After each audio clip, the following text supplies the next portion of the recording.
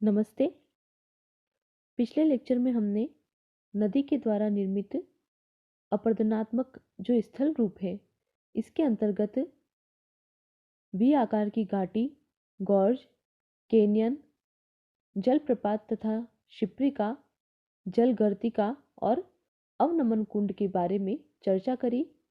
आज हम नदी के द्वारा निर्मित अपरदनात्मक जो स्थल रूप है इसी चर्चा को जारी रखते हुए अन्य जो अपरदनात्मक स्थलाकृतियां हैं उनके बारे में जानेंगे। नेक्स्ट है संरचनात्मक सोपान। नदी के मार्ग में कठोर तथा मुलायम चट्टानों की जो परतें हैं यह क्रम से एक दूसरे के बाद जब क्षैतिज अवस्था में मिलती है तो इस परिस्थिति में नदी के द्वारा विशेषक अपरदन होता है, अर्थात कठोर और मुलायम चट्टानें जो हैं इनका कटाव अलग अलग दर से होता है, एक जैसा कटाव नहीं होता है। क्यों नहीं होता है? क्योंकि जो मुलायम चट्टानें हैं या जो कोमल चट्टानें हैं वह आसानी से कट जाती है और कठोर चट्टानें कोमल चट्टानों की तुलना में उनका कटाव कम होता है। तो इस तरह से विशेषक अपरदन के द्वारा एक अलग तरह की स्थलाकृति सामने आती है जिसे कहा जाता है संरचनात्मक सोपान। तो इस तरह से जब विशेषक अपरदन होता है इसके द्वारा सोपनाकार सीढ़ियों का नदी की घाटी के दोनों ओर निर्माण हो जाता है। जैसा कि इस डायग्राम में देख सकते हैं आप, ये जो है ये कठोर चट्टान को दर्शाया गया है और इसके नीचे यहाँ पर ये कोमल चट्टान है। ये यहाँ पर कोमल चट्टान की स्थिति है, जहाँ जहाँ पर भी कोमल चट्टान की स्थिति है उसका अपरदन ज़्यादा हुआ है और जहाँ पर ये कठोर चट्टान है जैसे कि यहाँ पर और यहाँ पर, तो जहाँ पर कठोर चट्टानें हैं उनका अपरदन कम हुआ है। इस वजह से क्या हुआ कि कोमल चट्टान पीछे की ओर खिसक गई नदी की घाटी के दोनों ओर। तो कोमल चट्टान जो है यह पीछे की ओर खिसक गई क्योंकि इसका कटाव ज्यादा हो गया और कठोर चट्टान का कटाव अपेक्षाकृत कम हुआ, जिस वजह से यहाँ पर एक सोपान के अनुसार आकृति बन गई, सीढ़ियों के अनुसार आकृति बन गई। तो इस तरह से सीढ़ियों के अनुसार नदी की घाटी के दोनों ओर स्थलाकृति का निर्माण हो गया। इसी को ही कहा जाता है संरचनात्मक सोपान। तो ये जो स्थलाकृति है इसका निर्माण होता है नदी के मार्ग में कठोर और कोमल चट्टानों की जो परतें हैं यह क्रम से जब एक दूसरे के क्षैतिज अवस्था में पाई जाती है तब इस तरह की स्थलाकृति का निर्माण होता है। नेक्स्ट है नदी वेदिका। नदी अपनी क्रमबद्ध अवस्था के बाद बाढ़ के मैदान का निर्माण करती है। ये जो बाढ़ का मैदान है इसमें जलोढ़ मिट्टी तथा बजरी का नदी के द्वारा निक्षेपण होता है, लेकिन इसके बाद जब अचानक से सागर तल में यदि परिवर्तन आ जाता है तो नदी में नवोन्मेष की क्रिया प्रारंभ हो जाती है। नदी पुनः से युवावस्था में आ जाती है, जिस कारण से नदी में फिर से निम्न कटाव की क्षमता अर्थात तली की ओर कटाव करने की क्षमता बढ़ जाती है, लंबवत अपरदन की क्षमता बढ़ जाती है। इस कारण से नदी की जो घाटी है यह गहरी होने लग जाती है। अब इसके बाद क्या होता है कि नदी जो है यह अपनी पुरानी घाटी के अंतर्गत नई घाटी जो कि अपेक्षाकृत एक संकरी घाटी होती है उसका निर्माण करती है। अब ये जो प्राचीन घाटी और नवीन घाटी है यह एक सीढ़ी या सोपान के द्वारा एक दूसरे से अलग होती है। इसी सोपान को क्या कहते हैं? नदी वेदिका। देखिए यहाँ पे इस डायग्राम में नदी वेदिका के बारे में बताया गया है। नदी क्रमबद्ध अवस्था के बाद बाढ़ के मैदान का निर्माण करती है। ये जो पहली स्थिति है इसमें बाढ़ के मैदान का निर्माण किया है नदी ने, जिसके अंतर्गत नदी के द्वारा दोनों ओर जलोढ़ मिट्टी का जमाव किया है। फिर इसके बाद क्या होता है कि नदी जो है यह सागर तल में परिवर्तन आने से युवावस्था में आ जाती है, नवोन्मेष की क्रिया इसमें प्रारंभ हो जाती है और पुनः ये युवावस्था में आ जाती है। तो पुनः युवावस्था में जब नदी आ जाती है तो नदी तली की ओर अपरदन करना प्रारंभ कर देती है। मतलब नदी जो है निम्न कटाव करने लग जाती है, अपनी तली को गहरा करने लग जाती है। अब नदी जो है नवीन घाटी का निर्माण कर देती है। तो इस तरह से नदी की जो पुरानी घाटी है, प्राचीन घाटी है, यह नवीन घाटी से एक सीढ़ी या सोपान के द्वारा अलग होती है। इसी सोपान को कहा जाता है नदी वेदिका। नेक्स्ट है नदी विसर्प, रिवर मियांडर्स। इसका निर्माण होता है जब नदी प्रौढ़ावस्था में होती है। प्रौढ़ावस्था में जब नदी मैदानी भाग में होती है तो इसके अंतर्गत निम्न कटाव की अपेक्षा, अर्थात जो तली की ओर अपर्दन है उसकी अपेक्षा क्षैतिज अपर्दन या पार्श्ववर्ती अपर्दन, किनारों की ओर अपर्दन अधिक सक्रिय होता है।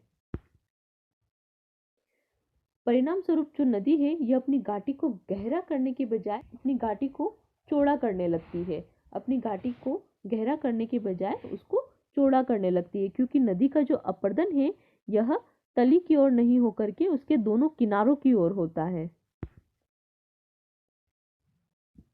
अब ये जो अवस्था है जिसके अंतर्गत नदी लंबवत अपर्दन बंद कर देती है और क्षैतिज अपर्दन करती है, इसके अंतर्गत क्या होता है कि नदी का वेग कम हो जाता है, क्योंकि नदी जो ढाल है उसको पार करके मैदानी भाग में आ जाती है। जो पहाड़ी भाग है उसको पार करके जब नदी मैदानी भाग में आ जाती है तो नदी का वेग कम हो जाता है।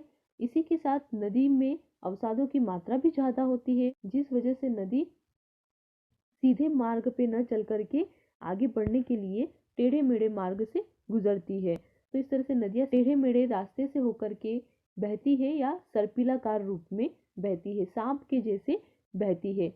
इसकी वजह से क्या होता है, नदी में मोड़ बन जाते हैं कि नदी सीधे मार्ग पे नहीं चल करके सर्पिलाकार रूप में बह रही है, जिसके अंतर्गत नदी के अंतर्गत मोड़ बन जाते हैं। इन्हीं मोड़ को कहा जाता है नदी विसर्प। अब जब नदी इस तरह से सर्पिलाकार रूप में चलती है तो नदी के द्वारा एक विशेष आकृति का, एक विशेष स्थल रूप का निर्माण होता है, एक विशेष तरह की झील का निर्माण होता है जिसे कहा जाता है गोखुर झील। तो ये जो गोखुर झील है इसमें अपर्दन और निक्षेपण दोनों का सम्मिलित प्रभाव रहता है। अब नदी जब सर्पिलाकार रूप में चलती है तो नदी दो तरह से कार्य करती है। जो नदी का ये जो बाहरी भाग है यहाँ पर तो नदी करती है अपर्दन, क्योंकि नदी इस तरह से वेग से आती हुई बाहर की ओर प्रहार करती है, तो बाहरी भाग का तो नदी करती है अपर्दन, और जो अंदर वाला भाग है, जो आंतरिक भाग है, यहाँ पर नदी करती है निक्षेपण। नदी जब इस तरह से सर्पिलाकार रूप में बहती है तो नदी, ये जो नदी का बाहरी भाग होता है यहाँ पर तो नदी के द्वारा किया जाता है अपर्दन। ये जितने भी मोड़ है इन मोड़ पर नदी के द्वारा अपर्दन का कार्य होता है, और जो नदी का आंतरिक भाग है यहाँ पर नदी करती है निक्षेपण। इस भाग में नदी करती है निक्षेपण। अब इससे क्या होता है कि नदी जो है यह और ज़्यादा सर्पिलाकार हो जाती है और ज़्यादा मोड़ लेने लग जाती है। कैसे लेगी ये? देखिए यहाँ पर नदी ने अपर्दन किया तो नदी का मोड़ इस तरह से हो गया, क्योंकि नदी ने इस पूरे भाग का कटाव कर दिया। अब ये जो मलबा है इस मलबे का जमाव नदी कहाँ करेगी? ये जो आंतरिक भाग है। तो इस तरह से ये मोड़ जो है ये लगातार बढ़ते जाते हैं। अब जब ये मोड़ लगातार बढ़ते जाते हैं तो अंत में ऐसी स्थिति आ जाती है कि नदी एकदम से सर्पिलाकार हो जाती है, बहुत अधिक सर्पिलाकार हो जाती है। नदी जब मैदानी भाग में बहती है तो इस तरह से सर्पिलाकार रूप में बहती है। सर्पिलाकार रूप में बहने से क्या होता है कि नदी जो बाहरी भाग है उसका तो अपर्दन करती है, जैसे कि इस वाले भाग का यहाँ पर इस वाले भाग का करेगी, यहाँ इस वाले भाग का और यहाँ पर इस वाले भाग का। तो बाहरी भाग का तो अपर्दन करेगी, क्योंकि नदी जब वेग से आ रही है तो जल का प्रहार जो होगा वो बाहरी भाग पर होगा। यहाँ पर, यहाँ से नदी आएगी तो प्रहार सबसे पहले इस तरफ होगा, यहाँ पर जब नदी आएगी तो प्रहार बाहरी भाग पर होगा। इस वजह से बाहरी भाग पर अपर्दन प्रहार होने से नदी बाहरी भाग का अपर्दन करती है, और जो आंतरिक भाग है वहाँ पर क्या करती है? जमाव करती है। तो यहाँ पर तो नदी करेगी जमाव।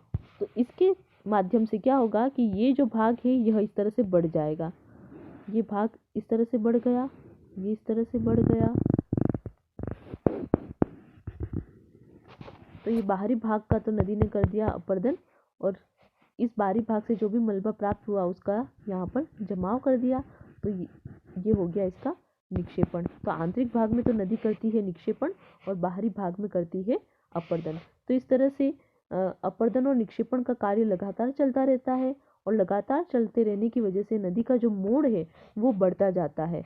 अंत में ऐसी स्थिति आ जाती है कि नदी पूरी तरह से सर्पिलाकार रूप में जब बहने लगती है, तो नदी फिर एक समय ऐसा आता है कि टेढ़े मेढ़े मार्ग को छोड़ करके, जैसे यहाँ पर नदी अत्यधिक सर्पिलाकार हो गई, तो इतना लंबा मार्ग तय करने की बजाय नदी क्या करती है कि ये यहाँ पर इस मार्ग को छोड़ करके नदी सीधी हो जाती है, ये इस तरह से हो जाती है।